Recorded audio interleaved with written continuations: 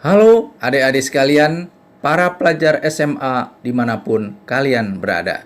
Berjumpa lagi dengan channel Master Multipena.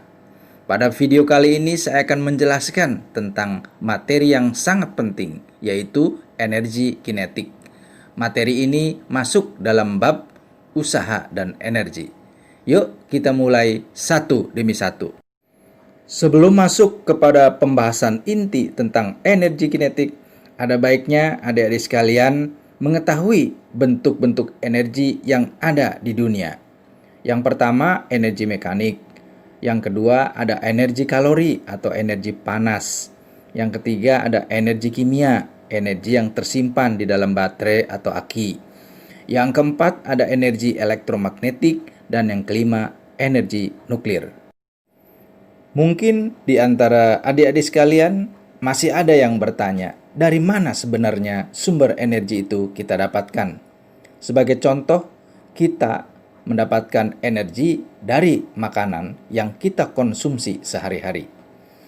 Energi yang lain itu bisa berasal dari matahari, berasal dari fosil seperti bahan bakar minyak, juga berasal dari angin, berasal dari air bisa, kemudian ada juga energi gelombang atau dari panas bumi bisa dijadikan sumber energi. Dan yang terakhir mungkin kita mengenal sumber energi berupa energi nuklir.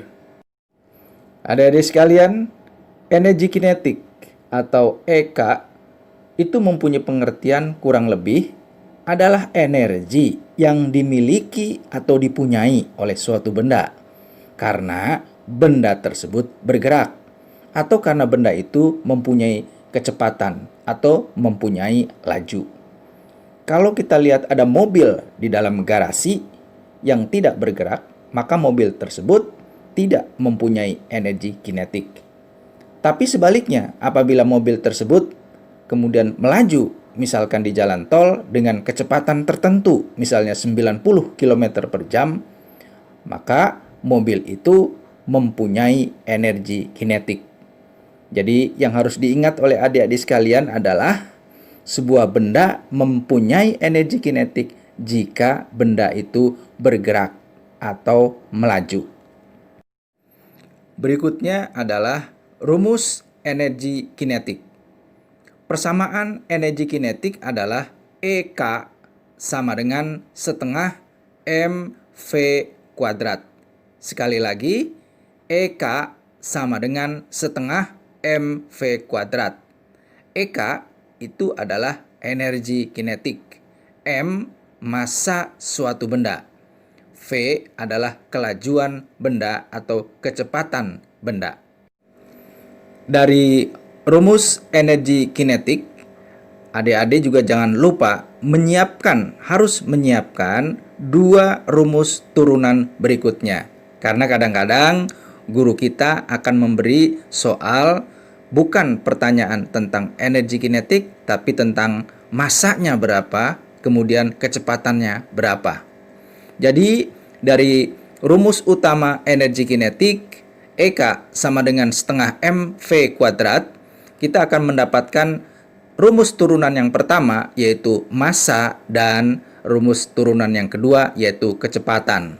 Setelah kita hitung, adik-adik boleh dihitung di rumah ya, dibuat sendiri, bahwa rumus turunan pertama massa sama dengan 2 dikali EK per V kuadrat, tutup kurung. Sekali lagi, untuk mencari massa, M sama dengan 2 dikali, buka kurung, EK per V kuadrat, tutup kurung. Rumus turunan kedua dari energi kinetik adalah mencari kecepatan atau kelajuan sebuah benda. Kita dapatkan V sama dengan akar pangkat 2 dari 2EK per M. Sekali lagi, untuk mencari rumus kecepatan sebuah benda adalah akar pangkat 2 dari 2EK per M. Jangan lupa ya. Jadi dari energi kinetik ini kita mendapatkan 3 rumus. 1 rumus utama, dan 2 rumus turunan. Adik-adik harus menyiapkan sehingga jika ada pertanyaan tentang massa dan kecepatan atau V, kita sudah siap. Poin berikutnya yang terpenting dari energi kinetik adalah mencari satuan energi kinetik. Biasanya kita ambil dari rumus utama. Di dalam rumus utama EK sama dengan setengah mv kuadrat, M massa benda dinyatakan dalam kilogram. V sebagai kecepatan atau kelajuan dinyatakan dalam meter per detik. Maka satuan EK atau energi kinetik adalah kilogram meter per detik kuadrat atau joule. Adik-adik sekalian perlu pahami bahwa kilogram ini berpasangan dengan meter per detik. Kalau di dalam soal kita temui satuan massanya masih dalam ton atau kuintal atau bahkan dalam gram, kita jangan lupa untuk mengkonversinya ke dalam kilogram. Contoh, misalkan massa 0,5 ton, maka kita harus nyatakan dalam kilogram sebagai 500 kilogram. Begitu juga kelajuan. Dalam soal biasanya tidak langsung dinyatakan meter per detik, tetapi kilometer per jam. Kita harus mahir dan terampil mengkonversinya menjadi meter per detik. Satuan energi kinetik yang biasa dipakai adalah joule, atau kalau kita memakai satu huruf, yaitu huruf J kapital. Adik-adik sekalian, di dalam mempelajari ilmu fisika yang terpenting adalah latihan, latihan, dan latihan. Latihan ini kita perlukan juga untuk melatih kita melihat sampai sejauh mana kedalaman atau pemahaman kita terhadap rumus yang sudah diberikan oleh guru kita. Ini ada contoh soal tentang energi kinetik. Saya bacakan. Jarum speedometer sebuah mobil dengan massa 1.500 kg menunjuk ke angka 90. Hitung energi kinetik mobil pada saat itu. Salah satu strategi yang saya ingin jelaskan adalah kita lihat bahwa massa sudah dinyatakan dalam kilogram, tetapi kecepatan atau kelajuan lewat speedometer itu dinyatakan dalam 90. Karena ini mobil dinyatakan dalam kilometer per jam.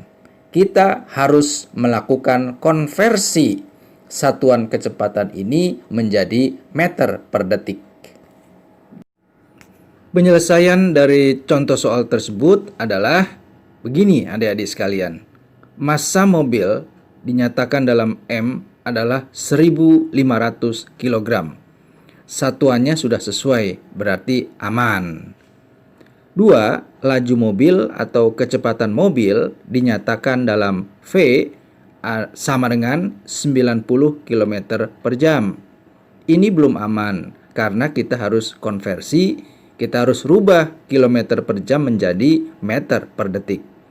Hasilnya adalah 25 meter per detik. Dengan demikian, kita sudah dapat menghitung langsung. EK atau energi kinetik sama dengan setengah mv kuadrat sama dengan setengah kali 1.500 kg kali 25 meter per detik kuadrat. Jangan lupa adik-adik ya, V harus dinyatakan dalam kuadrat. Ini yang sering terlupa kalau kita mengerjakan soal. Jadi yang pertama, kilogram massanya, kemudian lajunya meter per detik. Apabila belum menjadi kilogram, harus konversi segera. Kemudian yang kedua, yang harus diperhatikan dan harus diingat, dan seringkali lalai adalah bahwa V dinyatakan dalam bentuk kuadrat. Hasilnya adalah 4.608.750 joule atau 468,8 kJ. Sampai di sini dulu penjelasan yang bisa saya sampaikan pada video kali ini. Semoga bermanfaat. Sampai jumpa. Terima kasih.